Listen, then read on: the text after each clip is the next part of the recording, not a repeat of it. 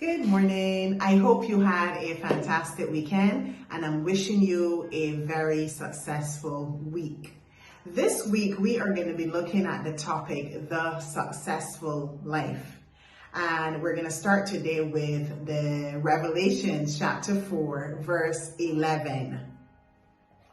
Thou art worthy, O Lord, to receive glory and honor and power, for thou hast created all things, and for thy pleasure they are and were created.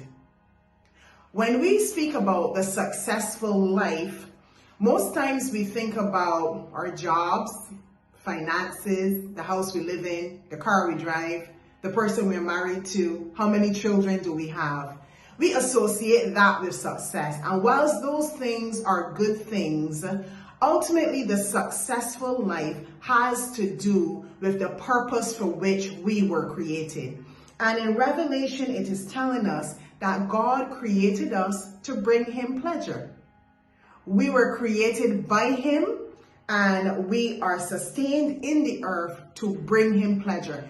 Ultimately, that is the purpose. So therefore, to determine the success of our life, we now need to look at that, the fact that we were created to bring God's pleasure, and then look at our lives and do an evaluation and see if we are indeed bringing pleasure to God. And if we are, that is the successful life. Think of a job. You are hired to do IT, but you spend your time doing HR. You spend your time doing sales and marketing. Now, those are things within the company, and those are good things to help the company, but you have not done IT. When it comes time for evaluation, you're going to fail because you haven't done your job. It is the same thing in our lives. God created us ultimately, all of us ultimately, to bring pleasure to him. And therefore, we should live with that goal and that focus in mind if we are going to live a successful life. Now, given that understanding, it does not mean that our lives will be filled with riches. It does not mean that we'll have the best car. It does not mean that we'll live in the biggest house. That is not the successful life.